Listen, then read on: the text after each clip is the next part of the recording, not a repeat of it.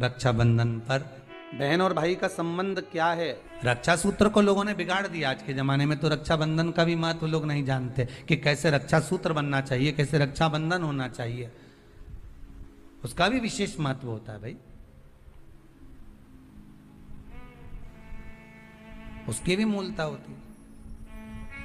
फिर कहेंगे जब रक्षाबंधन का त्यौहार आता है ना, हिंदू सनातन धर्म के जितने त्यौहार आते हैं उस समय पर कोई ना कोई बात सामने आ जाती है। फिर कोई कहेगा भद्रा लगा, कोई कहेगा ये लगा, कोई कहेगा वो लगा। निवेदन करेंगे, सनातन हिंदू धर्म के त्योहारों को कई बार विभाजित करने का प्रयास किया जाता है, पर आपका जिस दिन दिल कर जाए और जिस दिन तुम्हारा मन दिल से भगवान शंकर की अविरल भक्ति की ओर जुड़ जाए, उस दिन श्री शिवाय नमस्तुभ्यम कहकर, ओम नमः शिवाय कहकर भगवान का नाम लेकर तुम कुछ भी काम करोगे वो सफलता ही देगा।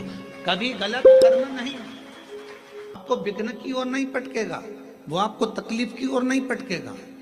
राखी पर रक्षा सूत्र बांध रहे हो, राखी पर राखी बंधवा रहे हो, श्री शिवाय नमस्तुभ्यम बोलकर बांधो तो बहन का भी कल्याण और भाई का भी कल्याण हो, बहन का भी कल्याण और भाई का भी कल्याण। इतनी सुंदर बात है, नारियल जो बहन भाई को देती है श्रीफल, हाथ भरा हुआ रखती है, भाई को बहन जब श्रीफल देती है तो भाई वही श्रीफल अपनी बहन को कुछ दक्षिणा अर्थात कुछ रुपया रखकर, कुछ भेंट रखकर, कुछ स्वरूप रखकर, जब बहन इतनी दूर से आई वही श्रीफल भाई फिर बहन को दे देता है, ये ले तू ले जा, तू रख ले।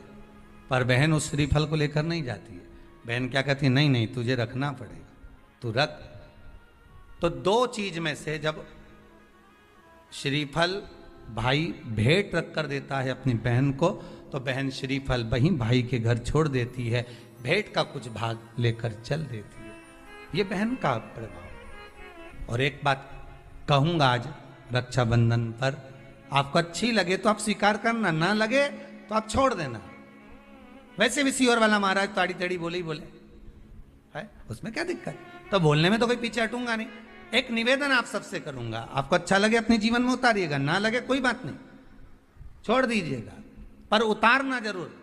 बहन से प्रॉपर्टी के चक्कर में कितना भी झगड़ा चल रहा हो, बहन का भाई से एक मकान के चक्कर में कितना भी झगड़ा चल रहा हो, संपदा के चक्कर में कितना भी झगड़ा चल रहा हो, तो भी निवेदन करूंगा, बहन और भाई तुम खूब लड़ो प्रॉपर्टी और जमीन के लिए, पर रक्षाबंधन के दिन कम से कम एक दूसरे के नहीं भी जाओ तो फोन लगाकर जीजी और बहन भाई से, भाई बहन से एक बार तो बात कर लो, क्योंकि धन अपनी जगह रह जाएगा साहब, वहां धन नहीं जाने वाला, आपका व्यवहार जाने वाला है, आपका प्रेम जाने वाला। माना उसने कुछ भी करा हो, अदालत में केस लगा दिया हो, 25 केस चल रहे हो अदालत में, 50 बार तुम्हें पेशी पर जाना पड़ रहा हो, 50 बार झगड़े हो गए, 50 बार तलवार लेकर खड़े हो गए, डंडे लेकर खड़े हो गए, एक दूसरे को मारने को तैयार हो गए, पर निवेदन है एक माता के गर्भ से तुम जन्मे हो, कम से कम उस माता के दूध का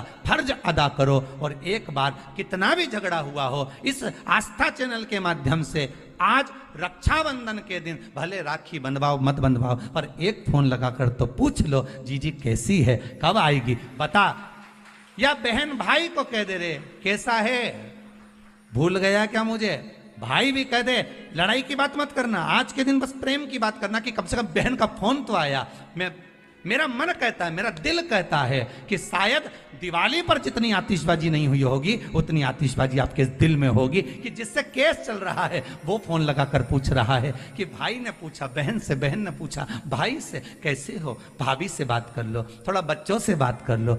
माना अदालत में देखा जाएगा, लड़ाई झगड़े सब होंगे, सब कुछ होगा, कौरव और पांडवों की कथा तो देखो रे कितनी सुंदर है।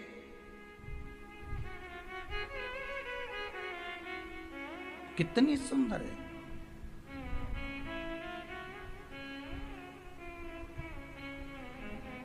पांडवों की बहन सुभद्रा राखी बांधने कौरवों को जाती है, कौरवों की बहन राखी बांधने के लिए पांडवों को जाती। जरा विचार करिए,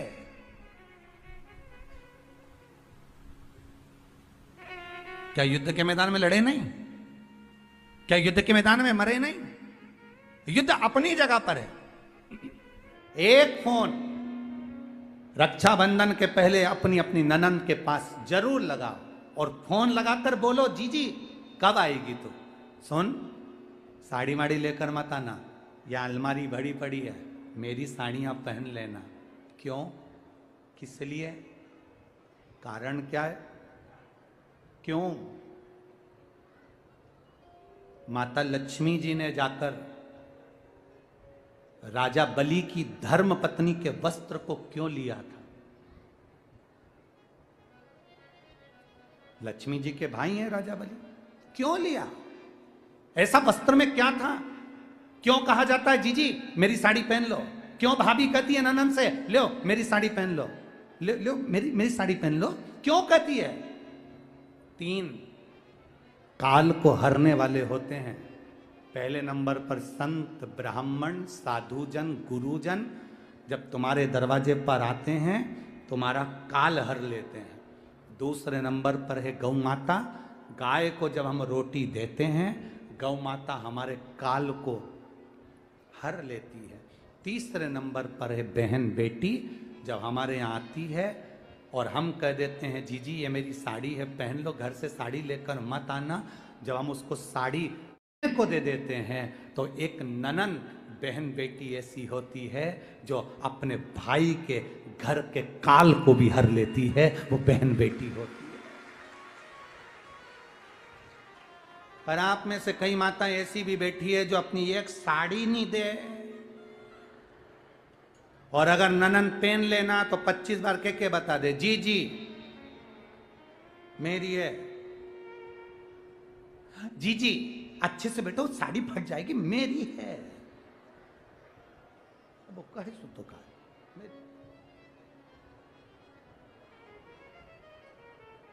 करो तैयारी। अपने अपनी नंदों को, अपनी अपनी बहन बेटी को रक्षाबंधन से पहले एक फोन लगाकर कहना, जीजी तेरी याद आ रही है, आजा जरा जल्दी आना, 2 दिन पहले आना, अपने बच्चों को लेकर आना और हमारे घर का भंडार भर कर जाना। तेरे आने से हमारा भंडार भरा है, तेरे आने से हमारा भंडार। वाह,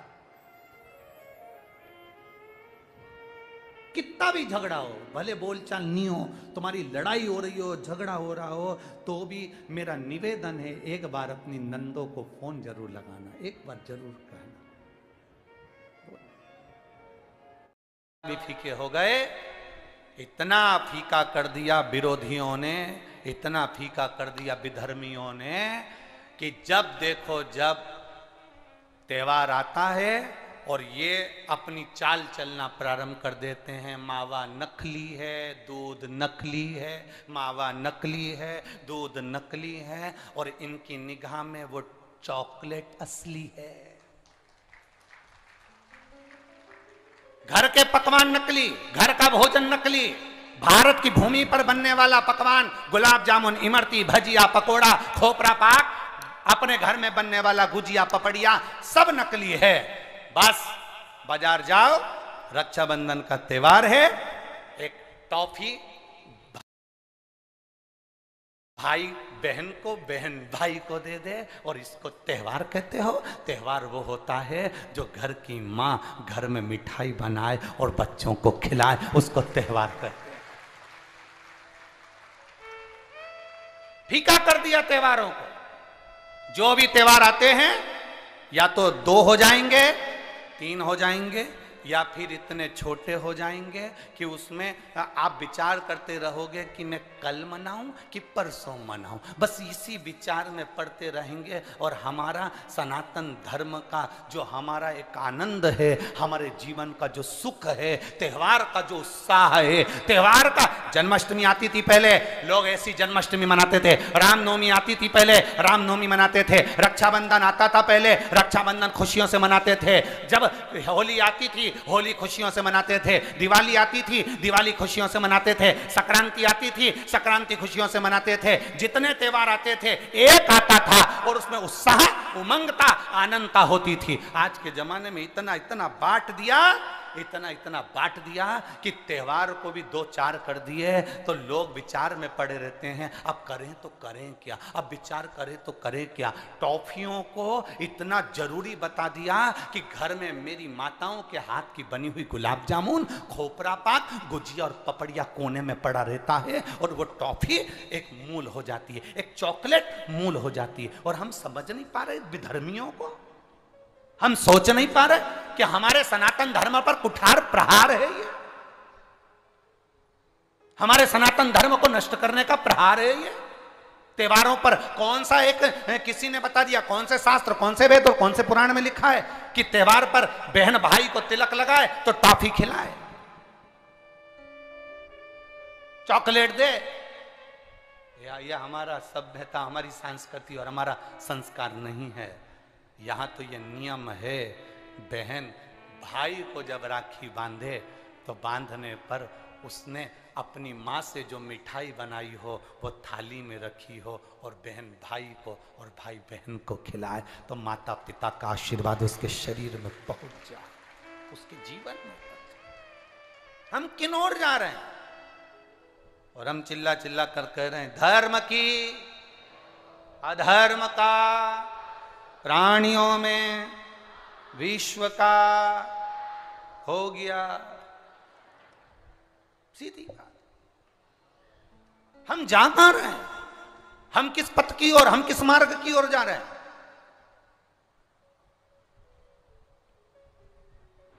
भ्रम में पड़ गया, विचारों में पड़ गया, हम भ्रमित हो रहे हैं, भ्रमित। एक ने कह दिया, सियोर वाला महाराज कहता है शंकर जी पे चढ़ा हुआ जल पीना चाहिए, सियोर वाले महाराज कहते हैं बेलपत्री चढ़ी हुई खाना चाहिए। फिर कहीं का आ गया जिसको सियोर वाले महाराज का विरोध करना था, उसने कह दिया ना जल पियो ना बेलपत्री खाओ, नहीं तो तुम्हारा जीवन ऐसा हो जाएगा। ये विरोध शास्त्र का नहीं है, ये सियोर वाले महाराज का है कि इन्होंने अगर बोला है तो उसका विरोध करना, इन्होंने बोला दुर्वा चढ़ाओ उसका विरोध करना, इन्होंने बोला चावल चढ़ाओ इसका विरोध करना। और दुनिया के लोग उनके झाले में पड़ जाते हैं। हमारा नियम निवेदन है, ना तुम सीहोर वालों की मानो ना तुम किसी की मानो। गीता प्रेस गोरखपुर की शिव पुराण बाजार से लेकर आओ, उसको दिल से धीरे धीरे पढ़ो, उसमें सब मिल जाएगा तुमको जो सीहोर वाला अपनी व्यासपीठ से बोलता है। ब्राह्मण, साधु, संत और बहन बेटी, ये 3 काल का हरण करती है, इसलिए इन तीनों की महत्वता। जब ये राखी जो बनती है ना, ये रक्षा सूत्र जो तुमने बांधा है, ये मोली जो बांधते हैं, कलेवा जो बांधते हैं, ये रक्षा सूत्र बहुत दिन तक जब बंधा रहता है, बंधा रहता है, बंधा रहता है, पूरा समय 8 महीने, 9 महीने, 6 महीने, 4 महीने, 3 महीने, जितना भी आप लोग बांध कर रखते हैं, जितना भी 8 दिन, 15 दिन, 20 दिन, जब तक आप बांध कर रखते हैं, उसके बाद में इसको खोलने के बाद कहाँ डाला जाता है?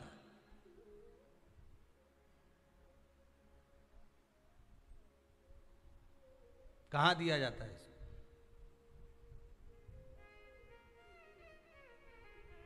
वो रक्षा सूत्र को कहां डाला जाता है? तो कहते हैं जिस स्थान पर गाय को बांधा जाता है, जिस स्थान पर गाय को बांधा जाता है, उस स्थान पर इस रक्षा सूत्र को ले जाकर एक और किसी भी खूंटे से गाय के, या गाय का जो ग्वाड़ा होता है, गाय जहाँ बंधती है उस स्थान पर कोई कील लगी हो, कोई खूंटा लगा हो, उससे इस रक्षा सूत्र को खोलकर बाद में बांध दिया जाता, वहां रख दिया जाता। क्यों, किस लिए रखते हैं, क्यों जोड़ा गया इसको?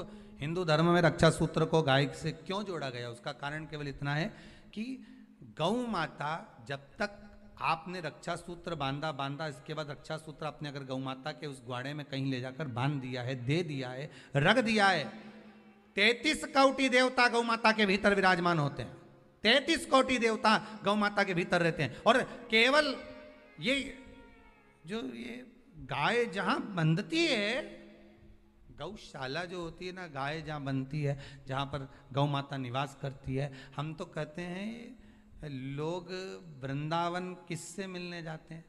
जम के बोलिए जरा। भगवान कृष्ण से, ठीक है। और भगवान कृष्ण किसको चराने जाते हैं? गौ माता। मतलब तुम कृष्ण जी के पीछे और कृष्ण जी गौ माता के पीछे। क्यों? तो उसका सीधा सीधा प्रसंग है कि गाय के ग्वाड़े में, गाय के उस आंगन में, गौशाला आदि में जहां गाय बनती है, उस जगह पर अगर आपने रक्षा सूत्र बाद में बांधने के बाद 8-15 दिन, महीने बाद, 2 महीने, 4 महीने, 6 महीने, 8 महीने के बाद में आपने वहां बांध दिया, रख दिया, तो जिसके हाथ में बंधा होता है उसकी रक्षा स्वयं गौ माता में विराजमान 33 कोटि देवता करते हैं। उसकी रक्षा का सूत्र फिर वो संभालते, फिर वो आपके नहीं, फिर वो संभालते।